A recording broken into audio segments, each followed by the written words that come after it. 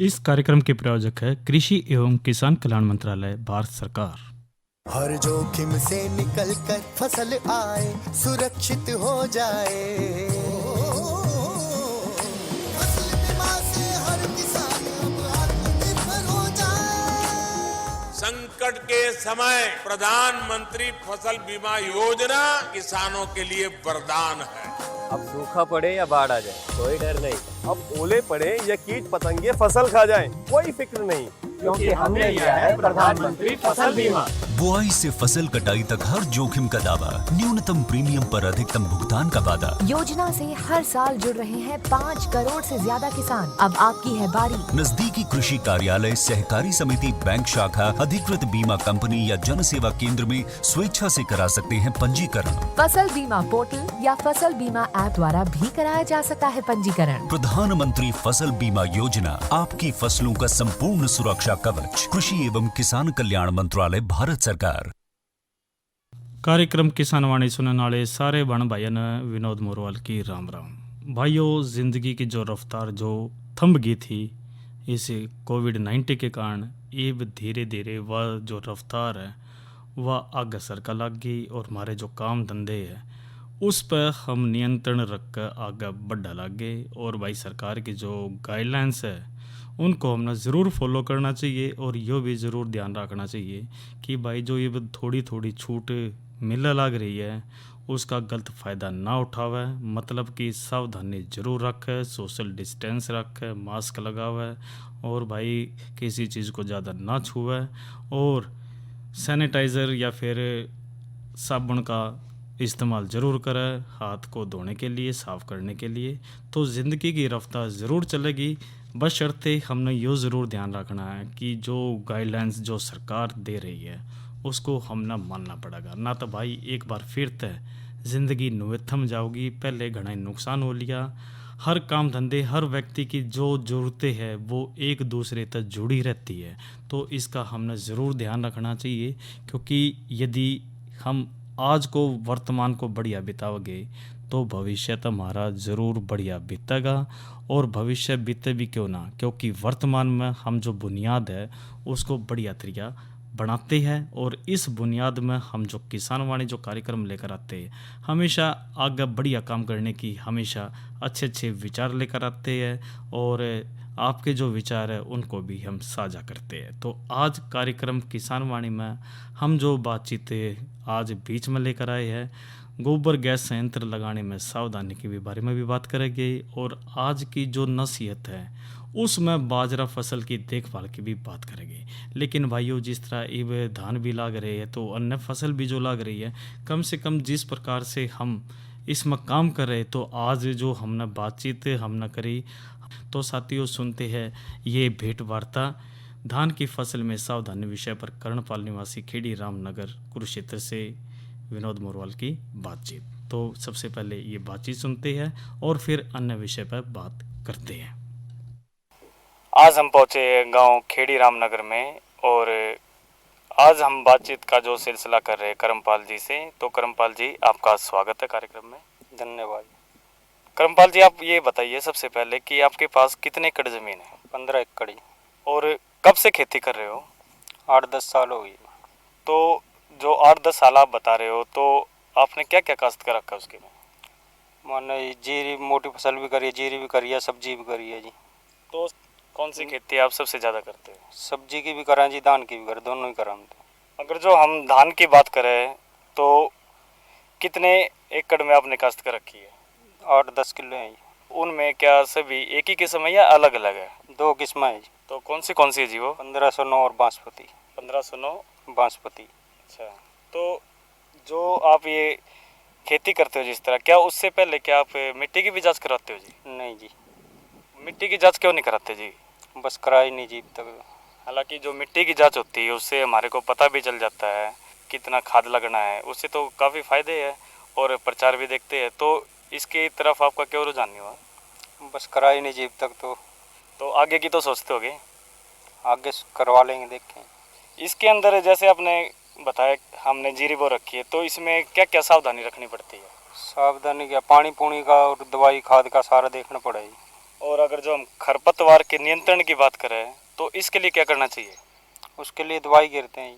अगर जो सावधानी की बात करें इसके लिए क्या करना चाहिए? बस करना क्या है, ये तो होने के ऊपर बात है। जो भी कोई मान ले फसल करते हैं उसमें अच्छी तरह देखभाल करेंगे, उसकी सही होएगी तो सबने फायदा होएगा।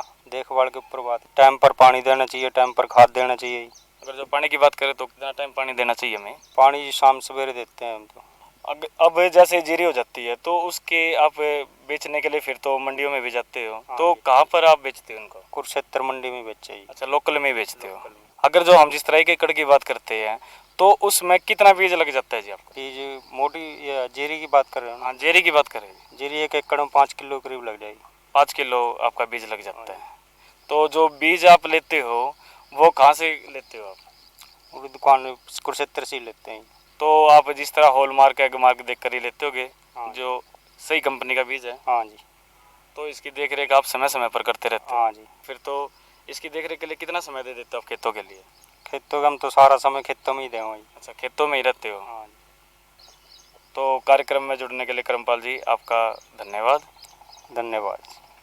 साथियों, ये तो हमने बात करी कर्णपाल से और जिस प्रकार से जीरी बो रखी है।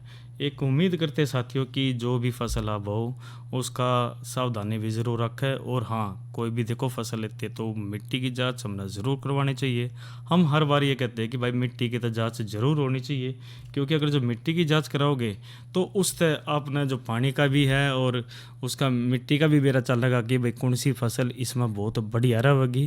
क्योंकि देखिए, जो मिट्टी की जांच है वह ज़रूरी है और उसके अनुसार हमने पानी का भी बेरा चलता है, खाद का भी बेरा चलता है और जो उपजाऊ शक्ति है उसका भी बेरा चलता है कि उपजाऊ वह ज़मीन रह रही है या नहीं रह रही है। अगर जो नहीं रह रही है तो उसके लिए कौन से पोषक तत्व वो ज़रूरी है। तो भाइयों, ये तो बात करी हमने धान की फसल में सावधानी विषय पर, कर्णपाल विषय खेड़ी रामनगर कुरुक्षेत्र बातचीत करी। और जिस प्रकार से बताया भाई, देखो सारी ध्यान रखना पड़ा है, इसमें पानी का भी है, खाद का भी है और हर तरीके का इसमें सावधानी हमने रखनी पड़ा है। तो अब दूसरी जो चर्चा हम बात करते हैं साथियों, गोबर गैस संयंत्र लगाने में सावधानी के बारे में बात कर लेते हैं। क्योंकि साथियों देखो, जो गोबर गैस है, जिस प्रकार से हम गोबर गैस लेते हैं, अगर जो हरियाणा में जब हम बात करते हैं तो तकरीबन हमारे यहाँ एक धारणा यह रहा हुआ है कि जो गोबर गैस है ना, जो संयंत्र हम लगाते हैं उसमें खाली गोबर का इस्तेमाल होता है। जबकि भाइयों, जो ये गोबर गैस प्लांट्स है, इसके अंदर हमने घरों के जो सब्जी के छिलके हैं, पादप अवशेष है, उन न सड़ा कर उसका उपयोग गैस और खाद के रूप में हम इसमें कर सकें। तो भूमि की जो उर्वरा शक्ति घटना और ईंधन की समस्या के समाधान तक निजात पाने के लिए या किसाना तक ये जो गोबर गैस संयंत्र लगाने के लिए यो हमने लगानी चाहिए। और अवायु जीवन द्वारा जो गोबर सहित इन कार्बनिक पदार्थ का जो विघटन करने पर भी कार्बन डाइऑक्साइड के अलावा इसमें जो दूसरी जो दहनशील गैस है, जिस तरह मीथेन 50 से 60% एवं हाइड्रोजन 6-10% तक उत्पन्न इसमें होती है। जबकि जो गोबर है वो फल सब्जी के अवशेष और पादप अवशेष को हवा की अनुपस्थिति में सड़ाने पर भी जो केवल रंगहीन मीथेन गैस ही उत्पन्न होती है। तो गोबर गैस संयंत्र तक बनी हुई जो गैस है उस तक जो चूल्हा जलाया जा हुआ है वो कम हॉर्स पावर का इंजन भी चला सका है और इसका उपयोग रोशनी के लिए भी हम इसमें कर सकें। तो साथियों देखो, जो सरकार के द्वारा से सब्सिडियाँ भी होती है और गोबर गैस संयंत्र लगाने पर इसमें जो यदि प्रचार सही होता है तो इसकी उपयोगिता हम समझें तो निश्चित तौर पर साथियों हम इसमें ज़्यादा से ज़्यादा इसमें लाभ ले सका है।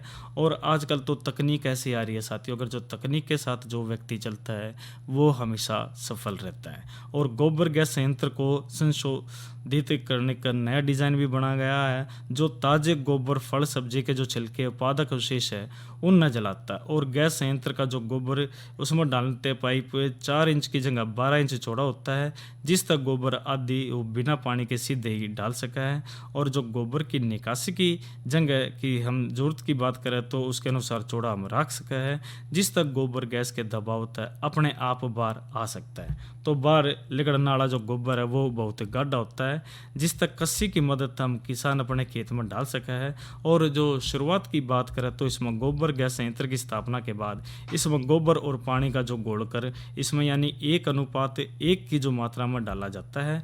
और उसके बाद गैस की जो सप्लाई वाले जो पाइप को बंद करके 10 से 15 दिन तक हम इसमें छोड़ देवा है। जबकि जो गोबर की जो निकासी वाली जो जगह से वह गोबर लिकड़ना उसमें शुरू हो जाता है। तो गोबर गैस संयंत्र में ताज़ा गोबर बिना पानी के संयंत्र के आकार के अनुसार ही सही मात्रा में हर रोज़ उसमें एक बार हमने डालना आरंभ कर देना चाहिए। और गैस को ज़रूरत के अनुसार उसमें प्रयोग हम उसमें कर सकते हैं। और इस तरह लिकड़ने वाली जो गोबर को कंपोस्ट या वर्मी कंपोस्ट में प्रयोग हम इसमें कर सकें। और साथियों, गोबर गैस संयंत्र लगाने के समय हमने जो सावधानी वाह उसकी जिक्र करें तो साथियों, जो गैस संयंत्र की जगह हम पशु बांधने के पास होनी चाहिए। जड़ हमने इसमें गोबर गैस संयंत्र लगाते हैं, जब इसका प्लांट लगाते हैं, और गैस संयंत्र की जगह गैस उपभोग जगह से कम दूरी पर होनी चाहिए, जिस तक गैस ले जाने में कम दूरी की पाइप की इसमें ज़रूरत पड़े। और गैस संयंत्र में गोबर और पानी के मिश्रण में मिट्टी नहीं होनी चाहिए, इसका भी हमें ज़रूर ध्यान रखना चाहिए। और गोबर गैस संयंत्र की जगह के 30 से 35 फुट की दूरी के अंदर कोई भी पीने का पानी स्रोत नहीं होना चाहिए। जिस तरह नलका या जिस तरह हैंडपंप है वो पेयजल का जो कुआं व नल नहीं इसमें होना चाहिए, ये भी सावधानी हमने रखनी चाहिए। इसी तरह जो गैस या संयंत्र लगाने की जगह मकानों, दुकानों और आम रास्तों से दूरी पर होना चाहिए।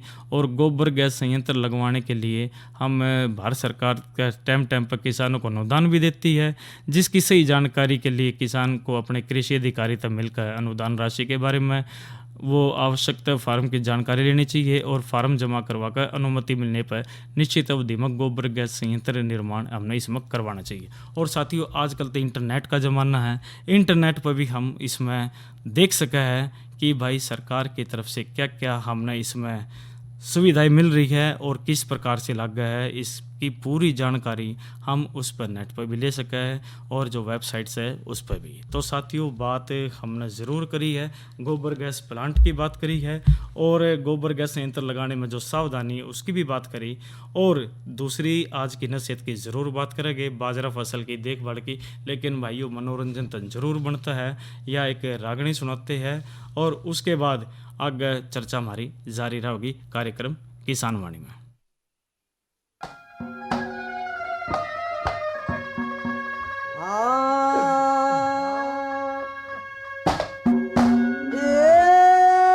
तेरी रूपारी के ताप चढ़ा से यो खतरा से बीमार हुई और क्यों कर लाड करूं मेरे बेटा बोलने पहला चार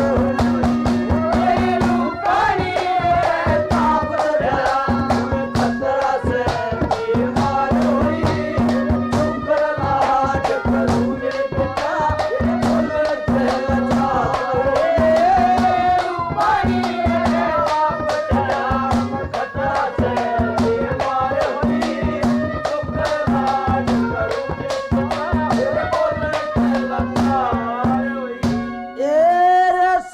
दिया भूप का साथ मेरी तया ठो श्याम रड़गी बात मेरी ठो श्याम रड़गी बात और आधी रात लेकर के चली आधी रात लेकर के चली वो जीत गया मेरी हार हुई सब राजमंत्री खड़े लखावे तुरंत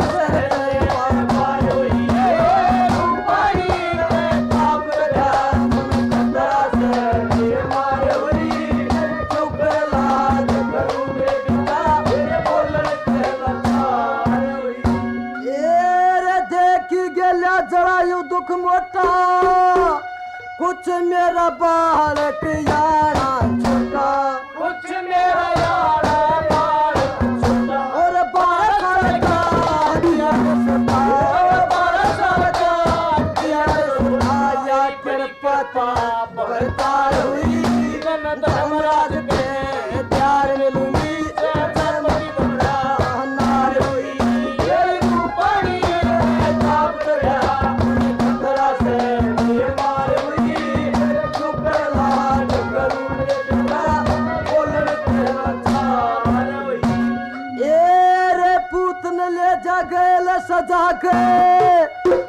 पेश चलेगी आगे के जाके और चिट्ठी लग गई पान यू संभाला होशियार हुई पानी में एक लाल से दो चार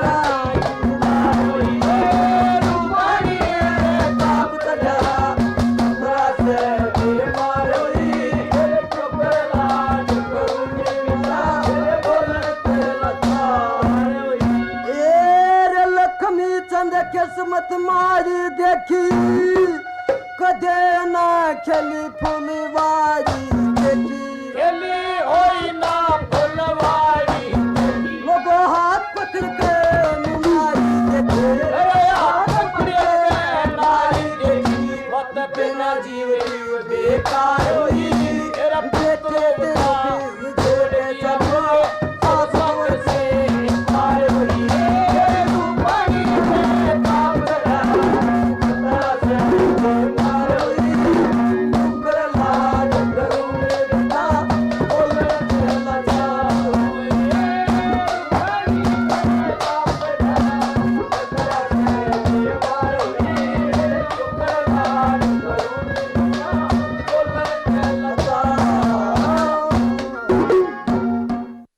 साथियों, कार्यक्रम है किसानवाणी और मैं आपका साथी विनोद मोरवाल। एक बार फिर से आपका स्वागत है। और रागणी तय पहले हम जो चर्चा कर रहे थे गोबर गैस संयंत्र लगाने में सावधानी की, और एक हमने बातचीत भी सुनाई प्रगतिशील किसान खेड़ी रामनगर से जो कर्णपाल से बातचीत कराई थी फसल की मैदान में किस प्रकार से वो सावधानी रख रहे हैं और क्या क्या किस प्रकार से वो आगे बढ़ रहे हैं।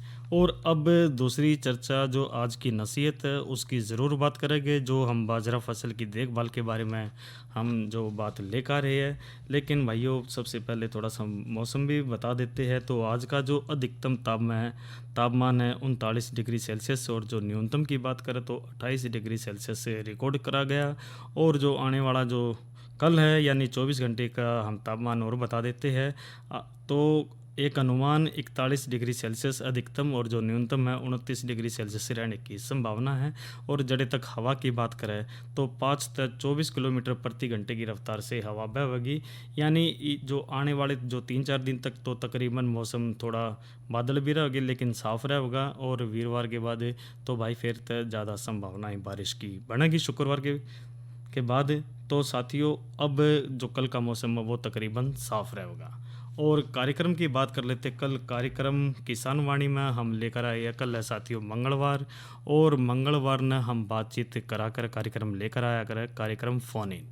और कल का जो विषय है वो रहेगा गर्मियों में पशुओं की देखभाल के बारे में। और स्टूडियो में विशेषज्ञ आते हैं और सीधे आप फ़ोन पे जानकारी ले सकते हैं। तो विषय रहेगा गर्मियों में पशुओं की देखभाल, कार्यक्रम फोन इन में। और अब दूसरी जो चर्चा कर लेते हैं हम, इसमें आज हम जो बाजरा फसल की रोगों व कीटों से रक्षा के बारे में बात कर लेते हैं। क्योंकि देखिए, जो बाजरा है वो खरीफ की एक बहुत बढ़िया फसल है और हरियाणा में तो इसका जो विशेष कर वर्षा पर निर्भर क्षेत्र वाले और हल्की भूमि में बोया जाता है। और उन्नत किस्मों की जो पैदावार क्षमता लगभग 13 से 17 किलोमीटर प्रति एकड़ है। लेकिन जो किसानों के खेता में इस फसल की जो उपज है वो 4 से 8 क्विंटल प्रति एकड़ ही हो पाती है। और इतनी कम पैदावार होने के कई कारण से जिनमें बीमारी व कीड़ों का प्रकोप भी एक प्रमुख कारण है। और लेकिन थोड़ा सा सावधानी रखें तो साथियों फसल हम उसमें ज़्यादा ले सकें। तो बीमारी व उनकी रक्षा की बात करें तो जो डाउनी मिल्ड्यू या कोडिया रोग से इसकी बात करें तो इस रोग तक प्रभावित पौधे बोलने रह जावे और पत्ती पीली पड़ने लग जाती है। और जो उनकी जो निचली सतह है वह भी सफ़ेद रंग का पाउडर सा जमा हो जाता है, जिस तरह हम डाउनी मिल्ड्यू या कोडिया रोग इसने कह देते हैं। तो रोगग्रस्त के जो पौधे हैं वो पत्ते सूखने शुरू हो जाते हैं और धीरे धीरे पूरा पौधा इसमें नष्ट हो जाता है। तो इसकी रोकथाम की बात करें तो बिजाई से पहले जो बीजों का 2.0 ग्राम एमिसॉन तथा थायरस या फिर 6.0 ग्राम मेटालैक्सिल 35% से प्रति किलो बीज का सूखा उपचार हमने करना चाहिए। और बिजाई के 3 से 4 सप्ताह बाद रोगग्रस्त बोने जो पीले पौधे को उसको उखाड़ कर हमने नष्ट करना चाहिए। और साथ ही ये भी ध्यान रखना चाहिए कि जो रोगग्रस्त पौधे को लिकाड़ने के बाद फसल पर 0.2% जाइनेब या फिर मैंकोजेब के घोल को यानी 500 ग्राम दवा और 250 लीटर पानी प्रति एकड़ के हिसाब से हमने इसका छिड़काव करना चाहिए। तो साथियों, यह तो बात करी हमने रोकथाम के उपाय के बारे में। अब अगली जो बात करें तो कंगियारी या फिर सपट रोग भी है इसी तरह। इस रोग तक बाड़ियों की शुरू की अवस्था में कई जगह रोगी दाने बन जावा है जो आकार में बड़े, उभरे हुए और चमकदार और गहरे हरे रंग के होते हैं। तो रोगग्रस्त दाने जब फटते हैं तो उनमें तक काले रंग का जो चूर्ण निकलता है, जिस तरह रोग जनित फफूंद के असंख्य बीजाणु इसमें होते हैं। तो साथियों, इसकी रोकथाम की बात करें तो जिस तरह भी वो महीना लग रहा है, मई जून में खेत की जो गहरी जुताई करके खुला छोड़ देवे, जिस तरह धूप रोग के अवशेष उस तरह नष्ट हो जावे और जो बोए जाने वाले जो बीजों को 2.0 ग्राम एमिसॉन और 4 ग्राम थायरम फफूंदनाशक से प्रति किलो बीज के हिसाब से इसमें सूखा कर हमने इसमें उपचार करना चाहिए। और अगर जो अर्गट चेपे वाली बात करें, यह भी एक बीमारी से और रोगग्रस्त बालों से हल्के गुलाबी रंग का जो चिपचिपा जो गड्ढा रस जो टपकने लगता है, जो कि बाद में गहरा भूरा हो जाता है। कुछ दिन बाद दानों के स्थान पर ये गहरे भूरे रंग के जो पिंड से बन जाते हैं। तो इसकी रोकथाम तय हमने फसल की टाइम पर बिजाई करनी चाहिए और शुरू में बिजाई से पहले बीजों को 10% नमक के घोल में बीज को डालकर 10 मिनट तक चलाए और ऊपर तैरते हुए जो पिंडों को निकाल दे और उन्हें नष्ट कर देवे। और इसी तरह जो चेपा रोग तक ग्रस्त पौधे यानी सिंटों को नष्ट कर देवे और रोगग्रस्त खेतों पर 3 से 4 साल तक फसल तक चक्र हमने अपनाना चाहिए। और फसल में पत्तों से बाड़े बाहर आने वाला जो अवस्था में 400 मिलीलीटर क्यूमोन एल को 200 लीटर पानी में घोलकर बनाकर इसमें प्रति एकड़ की दर हमने इसका छिड़काव करना चाहिए। क्योंकि साथियों देखो, जो धीरे धीरे यदि हम जिस प्रकार से हम बातों को आगे बता रहे हैं, इसकी जो बीमारी है उसकी रोकथाम है साथियों, अगर जो टाइम पर हम इन चीज़ों का अनुसरण करें तो साथियों हम बहुत जल्द जो फसल है उसमें बढ़िया तरीका उसमें आगे बढ़ सके है और उस तक पैदावार भी हम बढ़िया इसमें ले सकें। इसी तरह जो बाजरा के कीट और उनकी रोकथाम की भी बात कर लेते हैं। एक तो सफ़ेद लट से यो जो कीट से यो बाजरा को बहुत अधिक हानि पहुँचावा है और इस कीट की जो सुंडी यानी जिसे हम लट कह दिया करें, सफ़ेद रंग की हुआ है, जिसका सिर भूरा और जबड़े काफ़ी शक्तिशाली होते हैं। तो लट भूमि में पौधों की जड़ों में काट कर उन्हें सुखा देती है और प्रोड़ का जो रंग वो हल्का या गहरा भूरा हो जाता है। जो मानसून की पहली बारिश वाली रात को करीब इसमें शाम के टाइम बीज मिट्टी से बाहर निकलकर वह पास के पेड़ों में बैठकर उनकी पत्तियों को खाते हैं। तो यो प्रौढ़ सुबह आसपास के खेतों की गीली मिट्टी में छुप जाते, वही पर अंडे देते हैं जिनमें लट्ठे निकलकर फसलों की जड़ों को खाती। इस प्रकार से फसल को बहुत ज़्यादा इसमें नुकसान होता है। तो इसकी जो रोकथाम की बात करें तो पेड़ों पर इकट्ठे हुए जो प्रौढ़ भूंडों को वर्षा के बाद पहली और दूसरी रात्रि को पेड़ हिलाकर नीचे गिराकर इकट्ठे करके उन्हें मिट्टी के तेल के गुड़ में डालकर नष्ट कर देवे। यदि यो कार्य अभियान चलाकर किया जाए तो सब तक बढ़िया है। और प्रौढ़ भूंडों को मारने के लिए पहली, दूसरी और तीसरी वर्षा के बाद खेतों में खड़े पेड़ों पर 0.04% मोनोक्रोटोफॉस 36 SL या फिर 0.05% क्विल फॉस 25 EC को छिड़काव इसका हमने करना चाहिए।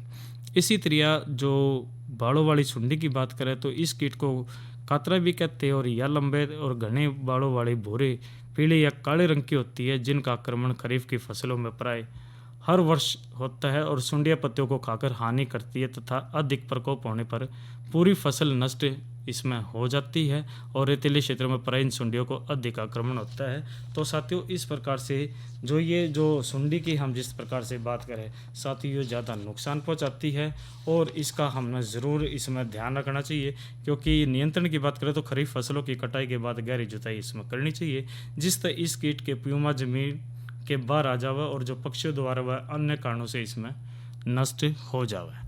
इसी प्रकार से साथियों और लाल बाड़ों की सुंडी के पतले रोशनी की तरह आकर्षित होते हैं और पहली बारिश के उपरांत 1 महीने तक प्रकाश और पंच का उपयोग करके हम इकट्ठे करें और खेतों के आसपास खरपतवारों को न रहने देवा, क्योंकि ये कीट उन पर अंडे देते हैं। और साथियों इस प्रकार से यदि हम थोड़ी सी ये सावधानी इसमें रखते हैं तो निश्चित तौर पर हम इसमें ज़्यादा से ज़्यादा इसे फसल तक हम फायदा ले सका है। अरे अरे अरे अरे, क्या कर रहा है? इधर इधर इधर, हम बोल रहे हैं तेरे बीजू का। उतला बोल रहा है? हाँ, पक्षियों से तो हम खेत को बचा लेते हैं, पर इन घातक रसायनों से कैसे बचाएं? मतलब? देख बेटा, तू जो ये अंधाधुंध रसायन मिलाता है ना, मिट्टी की सेहत बिगड़ने लगी है। और जब माटी ही कमजोर पड़ जाएगी तो उपज कैसे सेहतमंद होगी? हाँ? अरे पहले ऐसा नहीं था। पूछना अपने बड़े बुजुर्गों से, कैसे फसल लहलहाती थी, शुद्धता झलकती थी। हाँ, माटी भी तंदुरुस्त और लोग भी। अरे अब पहली वाली बात कहाँ? पर अब तो सब यही डाले हैं। सब नहीं, आज भी लाखों जागरूक किसान परंपरागत विधि से फसल उगा रहे हैं। खर्चा कम और उपज की कीमत भी बेहतर पा रहे हैं। सच है? रे बेटे, एक्सपीरियंस से बता रहे हैं, धूप में बाल सफेद नहीं किए हैं। हाँ। ठीक है भाई, मैं भी आज से जैविक खेती शुरू करूंगा। माटी से प्रेम की परंपरा है, परंपरागत खेती। तो बहनों और भाइयों, कार्यक्रम है किसान वाणी और बात आज जो हमने करी, एक तो हमने जो धान की फसल में सावधानी के विषय पर बातचीत कराई। प्रगतिशील किसान जितने भी है साथियों, एक चीज़ अच्छी है कि वो हमेशा समय का ध्यान रखते हैं और अपनी फसलों से मुनाफा भी कमाते हैं और सावधानियां ज़रूर रखते हैं। दूसरी जो चर्चा करी, गोबर गैस संयंत्र लगाने में सावधानी, और इसी प्रकार जो आज की नसीहत की बात करी, बाजरा फसल की देखभाल। एक उम्मीद करते साथियों, जो भी हम जो बातचीत करते हैं, आपके विचार चिट्ठियों के माध्यम से आते, चिट्ठियाँ लिखते रहे और उन माध्यमों से हम आगे विचारों को आगे बढ़ाते रहते कार्यक्रम किसान वाणी में। तो साथियों, आज के कार्यक्रम में इतना ही। इस कार्यक्रम के प्रायोजक थे कृषि एवं किसान कल्याण मंत्रालय, भारत सरकार। अच्छा भाइयों, राम राम।